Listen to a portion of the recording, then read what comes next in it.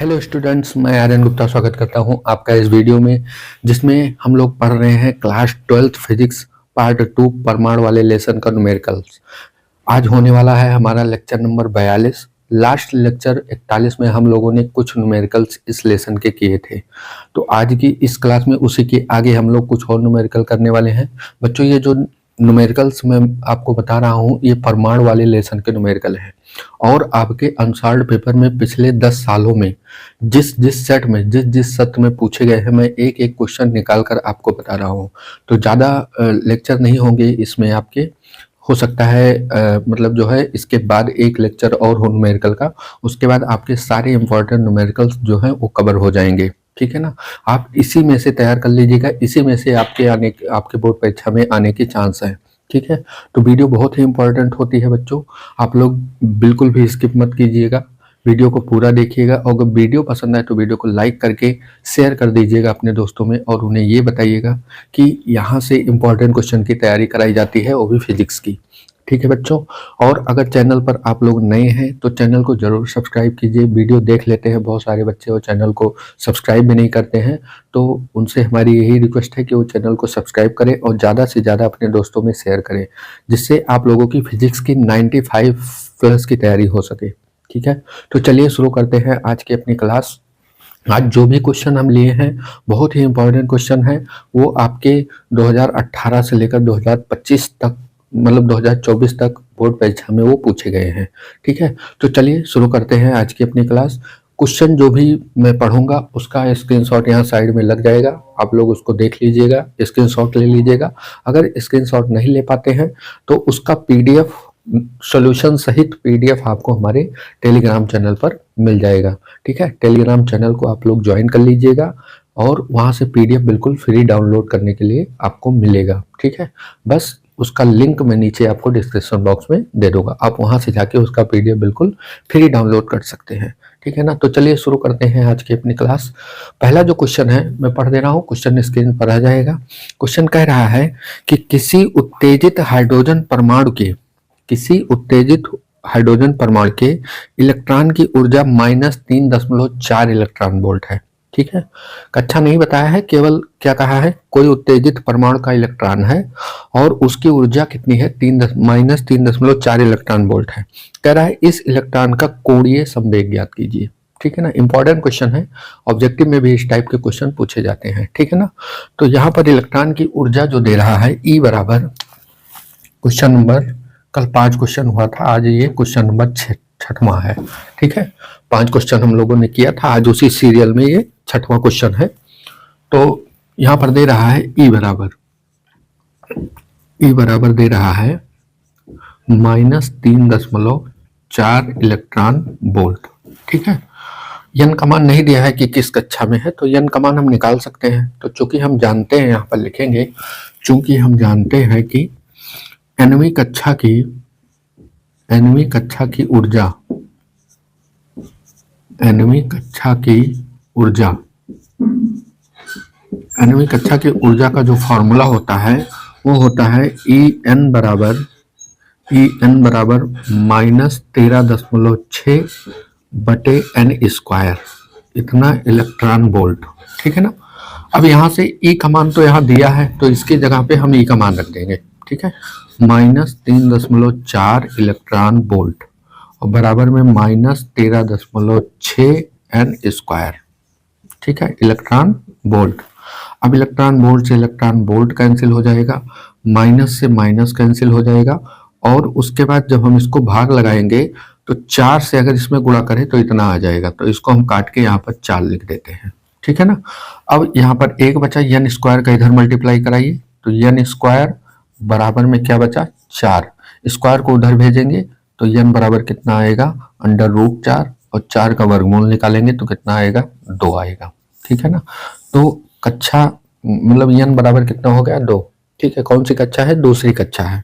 इसमें कह रहा है कि इलेक्ट्रॉन का कोणीय संवेग ज्ञात कीजिए, तो हम यहाँ पर करते हैं, देखिए आप लोग, अब लिखेंगे अतः कोणीय संवेग, अतः इलेक्ट्रॉन का कोणीय संवेग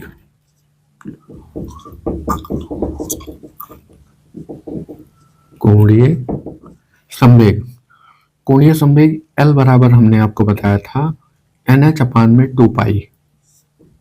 ठीक, बोहर के अनुसार बोहर ने क्या कहा था कि इलेक्ट्रॉन उन्हीं कक्षाओं में चक्कर लगाता है जिन कक्षाओं में कोणीय संवेग H अपान 2 पाई का पूर्ण गुणज होता है। ठीक है, तो फॉर्मूला बन गया था NH अपान 2 पाई, जहां n क्या होती है, कक्षाओं की संख्या होती है। ठीक, ये कक्षाओं की संख्या बदल बदल के रखेंगे तो हमें कोणीय संवेग का मान मिलेगा। ठीक है ना, अब यहाँ पर वैल्यू रख देते हैं।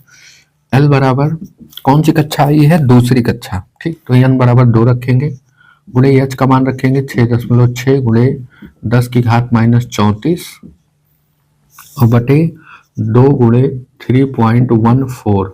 ठीक है, अब जो है यहाँ से 2 से 2 कट जाएगा। ठीक है, और उसके बाद यहाँ पर एक 0 बढ़ा लेंगे। ठीक, 2 अंक दशमलव यहाँ होगा, 2 अंक पर दशमलव यहाँ, तो दशमलव दशमलव कट जाएगा और 314 से इसको हम डिवाइड कर देते हैं। 314 को डिवाइड करते हैं, 660 को 314 से डिवाइड करते हैं, कितनी बार जाएगा, 2 बार जाएगा। 4 दूनी 8 और 2 1 के 2, 2 3 6, 10 में से 8 गया 2 और 5 में से 2 गया 3। ठीक है, फिर दशमलव लगा लेंगे, 0 बढ़ाएंगे, एक बार जाएगा, 314 आएगा। ठीक है, 6 बचेगा, बस इतना छोड़ दीजिए। तो L बराबर कितना आ गया, 2.1 इंटू 10 की पावर -34। ठीक, 2.1 इंटू 10 की पावर -34, ये आ रहा है आपका आंसर। ठीक है, देखिए यहाँ पर नीचे तो कोई मात्रक नहीं था। ठीक है ना, और ये जो H का मान होता है इसका मात्रक होता है joule second, joule second, joule second, तो यही इसका भी मात्रक हो जाएगा, जूल सेकंड, कोणीय संवेग का मात्रक। ठीक है ना, तो ये हो गया इसका आंसर। छोटा सा क्वेश्चन है, आप लोगों को समझ में आया होगा। ठीक है ना, स्क्रीनशॉट लीजिए, फिर देखते हैं आगे। स्क्रीनशॉट ले लिया आप लोगों ने, तो चलिए देखते हैं अगला क्वेश्चन। अगला क्वेश्चन स्क्रीन पर आ जाएगा। क्वेश्चन कह रहा है कि एक हाइड्रोजन परमाणु तीसरे ऊर्जा स्तर के लिए उत्तेजित है। ठीक है, तीसरे ऊर्जा स्तर के लिए उत्तेजित है। इसके उत्सर्जन संक्रमण की अधिकतम एवं न्यूनतम तरंगदैर्घ्य की गणना कीजिए। ठीक है, इसके उत्सर्जन संक्रमण की, तीसरे ऊर्जा स्तर से आपको क्या बनाना है, उत्सर्जन संक्रमण। ठीक है, उत्सर्जन संक्रमण की गणना कीजिए और हाइड्रोजन परमाणु का आयनन विभव 13.6 वोल्ट है। ठीक है ना, तो ये आपको दिया गया है। तो परमाणु जो है वो तीसरे ऊर्जा स्तर से कहाँ कहाँ आ सकता है, दूसरे में आ सकता है और पहले में आ सकता है। ठीक है, तीसरे ऊर्जा स्तर से परमाणु जो है, जैसे यहाँ पर देखिए, यहाँ पर हम बनाते हैं, ये है पहली लाइन, ये है दूसरी लाइन और ये है तीसरी लाइन। ठीक है, तो परमाणु या तो यहाँ से यहाँ आ सकता है और या तो यहाँ से यहाँ आ सकता है। ठीक है, यह है n बराबर 1 की लाइन, n बराबर 2 की लाइन और यह है n बराबर 3 की लाइन। तो तीसरे ऊर्जा स्तर के लिए उत्तेजित है, मतलब तीसरे ऊर्जा स्तर में वो है। ठीक है ना, अब तीसरे से वो कहाँ कहाँ आ सकता है, 2 में आ सकता है और 1 में आ सकता है। लेकिन क्वेश्चन क्या कह रहा है कि आपकी अधिकतम और न्यूनतम तरंगदैर्घ्य ज्ञात कीजिए। ठीक है, तो अधिकतम तरंगदैर्घ्य किसकी होगी और न्यूनतम तरंगदैर्घ्य किसकी होगी। तो अधिकतम तरंगदैर्घ्य के लिए आपको छोटी रेखा देखनी है। ठीक है, और न्यूनतम तरंगदैर्घ्य के लिए आपको बड़ी रेखा देखनी है। ठीक है, तो छोटी रेखा जो है ये है और बड़ी रेखा अगर देखा जाए तो इनफाइनाइट से आनी चाहिए। ठीक है, बड़ी रेखा, लेकिन तीसरे ऊर्जा स्तर तक की बात कर रहा है तो बड़ी रेखा ये वाली होगी। ठीक है ना, बड़ी रेखा ये वाली होगी। तो हम यहाँ पर ये है n बराबर 1 और ये पहले में आ रहा है, तो यहाँ पर लाइमन श्रेणी प्राप्त होती है, बामर श्रेणी होती है और ये पाश्चन श्रेणी होती है। तो पाश्चन श्रेणी से इलेक्ट्रॉन जो है किस में आ रहा है, दूसरे में भी आ सकता है और पहले में भी आ सकता है। तो चलिए इसको देखते हैं, आ कहाँ से रहा है, 3 से आ रहा है। तो यहाँ पर लिखेंगे क्वेश्चन नंबर 7। ठीक है, यहाँ पर लिखेंगे चूंकि तरंगदैर्घ्य के लिए जो हम लोग फॉर्मूला लगाते हैं उसको लिखते हैं तरंगदैर्घ्य के लिए। ठीक, तरंगदैर्घ्य के लिए, तो तरंगदैर्घ्य के लिए फॉर्मूला क्या होता है, 1 बाई लैम्डा बराबर में r और ब्रैकेट में 1/nf का स्क्वायर, nf यानी n फाइनल का स्क्वायर माइनस 1/n इनिशियल का स्क्वायर। ठीक है, अब यहाँ पर हमें क्या चाहिए, अधिकतम और न्यूनतम तरंगदैर्घ्य चाहिए। तो यहाँ पर लिखेंगे अधिकतम तरंगदैर्घ्य के लिए, अधिकतम तरंगदैर्घ्य के लिए, तरंगदैर्घ्य के लिए ठीक। अब यहाँ पर इसलिए ये फार्मूला हम इसलिए लिखे हैं क्योंकि यहाँ पर निश्चित नहीं है कि इस कक्षा में आ रहा है, ठीक है। अगर एक ही कक्षा में आता तो हम कह देते बोहर में आ रहा है तो हम NF बराबर 2 रख देते, लेकिन ये 2 में भी आ रहा है, 1 में भी आ रहा है, तो हमने ये फार्मूला लिख दिया। और फिर इलेक्ट्रॉन जहाँ पर आता है वो फाइनल होता है और जहाँ से आता है वो क्या होता है, इनिशियल होता है, ठीक है ना। तो यहाँ पर लिखेंगे अधिकतम तरंगदैर्घ्य के लिए यही फार्मूला बनाएंगे, लैम्डा मैक्सिमम, ठीक है, बराबर में R। और अब अधिकतम के लिए, अधिकतम वाली ये छोटी वाली लाइन होगी, कहाँ से आ रही है, 3 से आ रही है, किसमें आ रही है, 2 में। तो जिसमें आती है वो फाइनल होता है, तो 1/2 का स्क्वायर, और माइनस कहाँ से आ रही है, 3 से 1/3 का स्क्वायर, ठीक है ना। अब जो है 1/λ मैक्सिमम बराबर में R, और यहाँ पे कितना हो जाएगा, 1/4 और माइनस 1/9, ठीक है। इसको हम लोग सॉल्व करेंगे तो 1/λ मैक्सिमम बराबर में ये हो जाएगा 9 के 9, 4 के 4, 5/36, 5R/36, 5R/36। हमें क्या निकालना है, लैम्डा मैक्सिमम निकालना है। तो लैम्डा मैक्सिमम बराबर हो जाएगा, इसको हमने पलट दिया तो ये भी क्या हो जाएगा, पलट जाएगा, हो जाएगा 36/5R, ठीक है। अब यहाँ पर जो है एक लाइन डालते हैं, लैम्डा मैक्सिमम का मान निकालते हैं। लैम्डा मैक्सिमम बराबर में 36/5 को हम अलग कर लेते हैं और 1/R को हम अलग कर लेते हैं, ठीक है। यहाँ से 36/5 को अलग कर लिए, 1/R को अलग कर लिए। 1/R को इसलिए अलग किया है क्योंकि 1/R का मान होता है, कितना होता है, 912 एंगस्ट्रॉम होता है, ठीक है ना। तो यहाँ पर हम रखेंगे, हमने लास्ट क्लास में भी आपको बताया था, ठीक है, और जब कॉन्सेप्ट बता रहे थे उस समय भी आपको बताया गया था। तो यहाँ पर 912 एंगस्ट्रॉम रखेंगे। 5 से इसको डिवाइड कर देते हैं, 5 1 5, 4 बचा, 5 8 40 और 5 8 40, 5 1 5, 4 बचा और 5 8 40, 1 बचा, 5 2 10, 5 4 20, ठीक है। अब 36 से इसका मल्टीप्लाई कराएंगे तो 182.4 में 36 से मल्टीप्लाई, ठीक है। तो 6 चौके 24 और 6 दूनी 12, 2 14, 6 8 48 49, 6 4 10 और 4 3 12 और 3 दूनी 6 1 7, 3 8 24, 3 2 5, 4 4 2 6 9 7 16, 4 1 5, 5 1 6, ठीक, एक अंक बाद 10 लग जाएगा।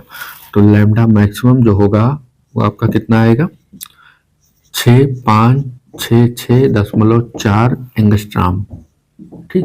यह इसको हम लोग केवल यही इतना लिख दें, लैम्डा मैक्सिमम बराबर 6566 एंगस्ट्रॉम। यही हो जाएगी अधिकतम तरंगदैर्घ्य, ठीक है ना। ये क्या हो जाएगी, अधिकतम तरंगदैर्घ्य, ठीक। अब न्यूनतम तरंगदैर्घ्य के लिए लिखते हैं, न्यूनतम तरंगदैर्घ्य के लिए, न्यूनतम तरंगदैर्घ्य के लिए ठीक।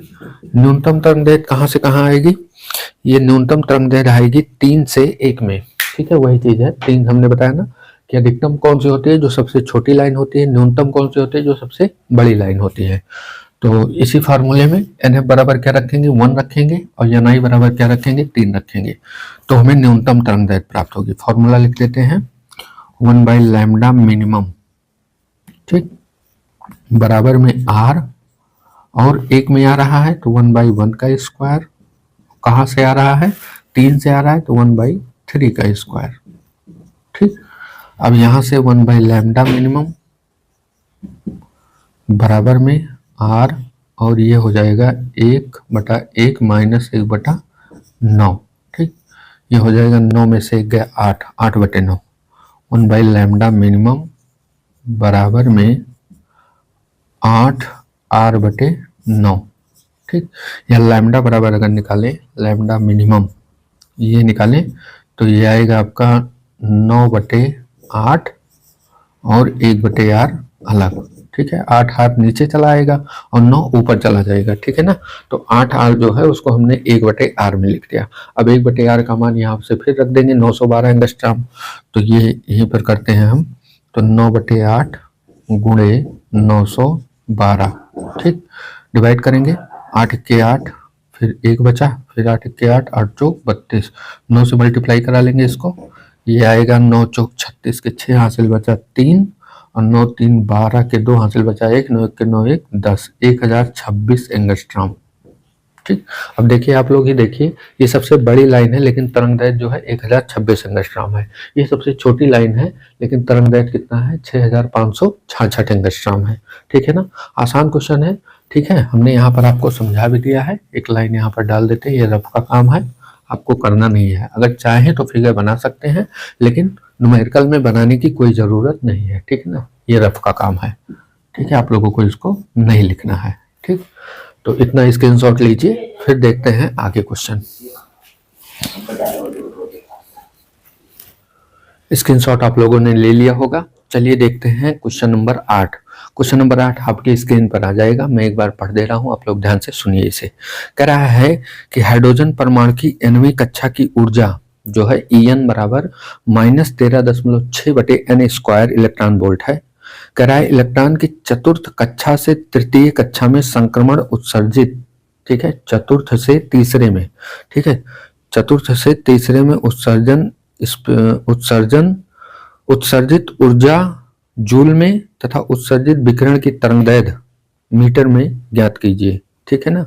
और उसके बाद कह रहा है परमाणु को आयनित करने में आवश्यक ऊर्जा भी ज्ञात कीजिए, ठीक है। तो इसमें 2-3 चीजें पूछ रहा है। पहली बात तो आपको उत्सर्जित ऊर्जा जूल में निकालनी है, ठीक है, उत्सर्जित ऊर्जा hν का जो मान है वो किस में निकालना है, जूल में निकालना है।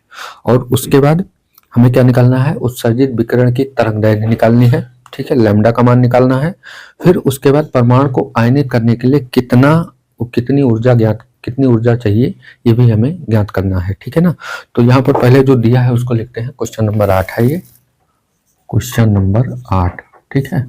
यहाँ पर लिखेंगे 9वीं कक्षा की ऊर्जा, 9वीं कक्षा की ऊर्जा हमें दिया है, वैसे ना भी दिया होता तो ये फार्मूला है 9वीं कक्षा की ऊर्जा। En बराबर होता है -13.6/n² इलेक्ट्रॉन वोल्ट, ये हमें दिया भी है और फॉर्मूला भी है, हम लोग जानते भी हैं इसे, ठीक है ना। अब जो है कह रहा है इलेक्ट्रॉन चतुर्थ कक्षा से तीसरी कक्षा में आता है, ठीक है, तो आएगा तो मतलब चौथी कक्षा में ऊर्जा उसकी ज़्यादा है और तीसरी कक्षा में ऊर्जा क्या है, कम है। क्योंकि हम लोगों ने हाइड्रोजन स्पेक्ट्रम में देखा था कि जैसे जैसे कक्षाएं बढ़ती जाती है उनकी ऊर्जा क्या हो जाती है, बढ़ती जाती है, ठीक है ना। ऊर्जा अंतर कम होता जाता है और ऊर्जा क्या होती है, बढ़ती जाती है। तो ऊपर जो होगा उसकी ऊर्जा ज़्यादा होगी, नीचे जो होगा उसकी ऊर्जा कम होगी। तो चतुर्थ कक्षा की ऊर्जा यहाँ पर लिखेंगे, चतुर्थ कक्षा की ऊर्जा, अतः चतुर्थ कक्षा की ऊर्जा,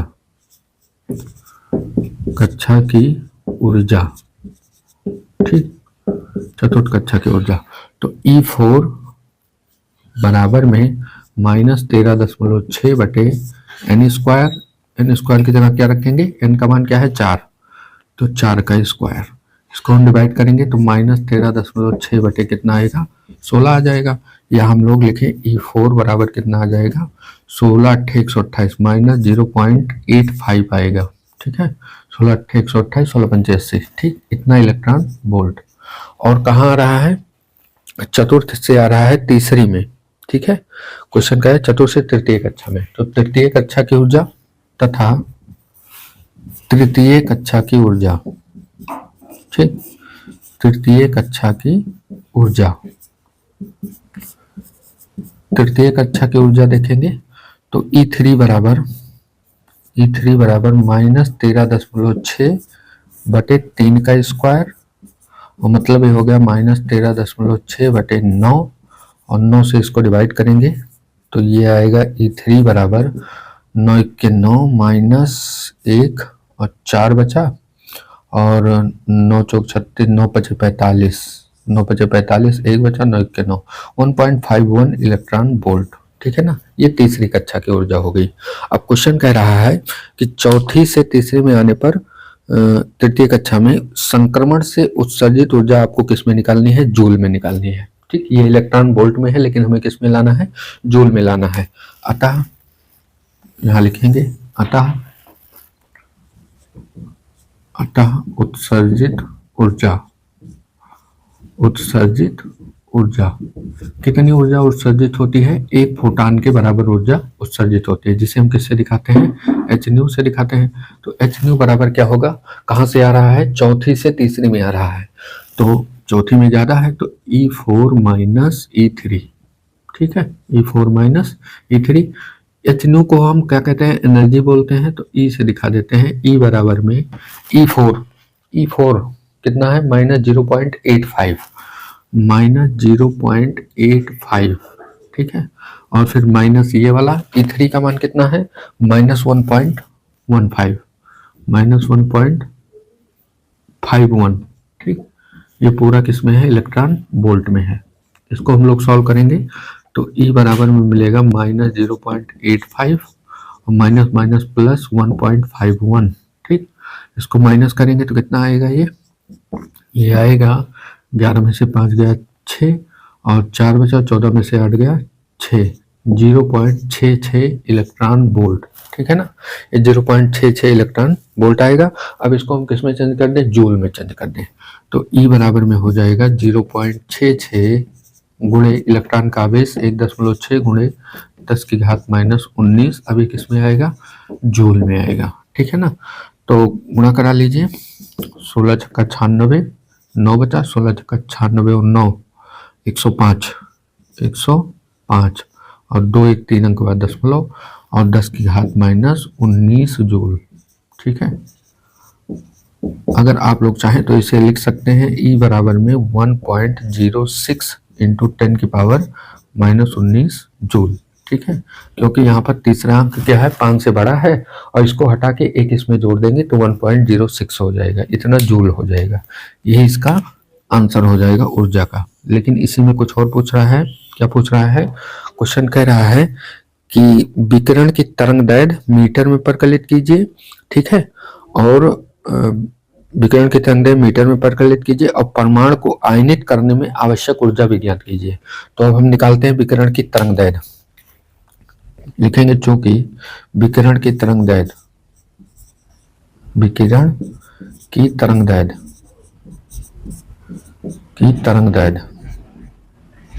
ठीक है, विकिरण की तरंगदैर्घ्य निकालेंगे। अब तरंगदैर्घ्य के लिए फॉर्मूला क्या होता है, अब देखिए यहाँ पर एनर्जी जो है कितना है, इतना है। E बराबर क्या होता है, एच न्यू होता है। ठीक है, इसका मान रख देंगे हम सब, तो यहाँ पर लिखेंगे एच न्यू बराबर होता है, एनर्जी बराबर क्या होता है, ऊर्जा, यहीं से ले लेते हैं। E बराबर क्या होता है, एच न्यू। ठीक है, E बराबर क्या होता है, एच न्यू होता है। E का मान आपको दिया गया है, क्योंकि यहाँ एच न्यू को हमने क्या लिखा है, E लिखा है, तो यहाँ से E बराबर एच न्यू भी लिख सकते हैं। अब E का मान हम रखेंगे कितना, 1.06 इंटू 10 की पावर -19। ठीक है, और उसके बाद बराबर में H का मान रखेंगे। H का मान क्या होता है, 6.6 गुणे 10 की घात -34। ठीक, और न्यू की जगह हम क्या रखेंगे, C बाई लैम्डा। ठीक है, क्योंकि हमें क्या निकालनी है, लैम्डा निकालनी है, तो लैम्डा को हम इधर कर लेंगे और ये उधर चला जाएगा, C का मान रख देंगे। ठीक है, तो एक लाइन डाल के हम यहाँ करते हैं, देखिए आप लोग, ये लैम्डा इधर आएगा तो ये होगा लैम्डा बराबर में 1.06 इंटू, सॉरी ये नीचे जाएगा क्योंकि लैम्डा यहाँ आया है, ये यहाँ जाएगा, तो इसको लिखेंगे 6.6 गुणे 10 की घात -34 और गुणे 3 गुणे 10 की घात 8, ये हो गया C का मान, और बटे ये 1.06 गुणे 10 की घात -19। ठीक है, अब देखिए इसको निकाल सॉल्व करेंगे तो ये हो जाएगा 6 × 18 और 6 × 18 = 19। ठीक है, एक अंक बाद दशमलव लग जाएगा और 34 में से 8 गया, कितना हो जाएगा, या 19 को ऊपर लेके जाइए। ठीक है, 19 को ऊपर लेके जाएंगे तो प्लस में हो जाएगा, 19 8 27 हो जाएगा, और 34 में से 27 को माइनस करेंगे तो कितना आ जाएगा, 7 आ जाएगा। 10 की घात -7 हो जाएगा। और नीचे कितना है 1.06 गुणे 1.06 इतना रखिए बस, ठीक है। अब उसके बाद जो है हम इसको सॉल्व करेंगे, ठीक है। इसको जब सॉल्व करेंगे तो ये आएगा आपका 18.75, ठीक है। डिवाइड करेंगे तो ये आएगा 18.75 गुणे 10 की घात -7, ठीक है। या आप हम लिख सकते हैं इसको लैम्डा बराबर 2 अंक दशमलव उधर जाएंगे 1875 गुणे 10 की घात -9 मीटर, ठीक है। आप चाहे तो यहीं पर लिख दीजिए आंसर, दोनों में से कोई भी आंसर आप लोग लिख सकते हैं, ठीक है। दोनों ही आंसर है, ठीक है। कोई भी लिख देंगे तो आपका ये सही हो जाएगा, ठीक है। आयनन ऊर्जा पूछ रहा था लास्ट में इसमें, तो लिखेंगे आयनन ऊर्जा जो होती है तथा आयनन ऊर्जा वो जो होती है कितना होती है 13.6 वोल्ट और 13.6 इलेक्ट्रॉन वोल्ट होती है, ठीक है ना। लास्ट में क्वेश्चन कहा था आयनन ऊर्जा तो कितना होती है 13.6 इलेक्ट्रॉन वोल्ट होती है। तो ये क्वेश्चन हो गया। थोड़ा बड़ा क्वेश्चन है क्योंकि इसमें 2-3 चीजें पूछ लिया है, बाकी क्वेश्चन आसान है, कठिन नहीं है, ठीक है ना। आप लोग इसको स्क्रीनशॉट लीजिए, फिर आगे देखते हैं। प्यारे बच्चों, वीडियो बहुत ज्यादा बड़ी हो जाती है, ठीक है, इसलिए आज की क्लास को हम यहीं तक रखते हैं, क्योंकि आज जो क्वेश्चन हमने आपको बताया है ये थोड़ा बड़े बड़े क्वेश्चन है, ठीक है। बाकी इंपॉर्टेंट है आपके एग्जाम के पॉइंट ऑफ व्यू से, ठीक है। आप लोग इसको स्क्रीनशॉट ले लिए होंगे, अगर स्क्रीनशॉट नहीं ले पाए हैं तो पीडीएफ आपको हमारे टेलीग्राम चैनल पर मिल जाएगा। तो आज की क्लास में हम लोगों ने केवल 3 क्वेश्चन देखा है, मोस्ट इंपॉर्टेंट क्वेश्चन। इसके आगे की क्लास एक क्लास और होगी, उसके बाद हमारे सारे इंपॉर्टेंट क्वेश्चन कंप्लीट हो जाएंगे, ठीक है ना। उसके बाद हम लोग लास्ट लेसन जो हमारा अर्धचालक वाला है, क्या नाम है उसका, संधि डायोड वाला, वो लेसन है, इसको कंप्लीट करके हम लोग फर्स्ट फिजिक्स शुरू कर देंगे, ठीक है। संधि डायोड वाले में मुश्किल से 3 या 4 लेक्चर होगा, 3 या 4 लेक्चर में संधि डायोड पूरा कंप्लीट हो जाएगा। उसके बाद हम लोग फर्स्ट फिजिक्स शुरू करेंगे और स्टार्टिंग से फर्स्ट लेसन से पूरी फिजिक्स कंप्लीट करेंगे, ठीक है ना। जैसे सेकंड फिजिक्स पूरी कंप्लीट किया है वैसे फर्स्ट फिजिक्स भी कंप्लीट करेंगे, ठीक है। वीडियो आपको पसंद आया होगा, ठीक है, लाइक कीजिएगा और एक कमेंट करके हमें ज़रूर बताइएगा कि आपको वीडियो कैसी लगी। तो मिलते हैं कल की क्लास में, तब तक आप लोग पढ़ाई करते रहिए, मस्त रहिए। जय हिंद, वंदे मातरम।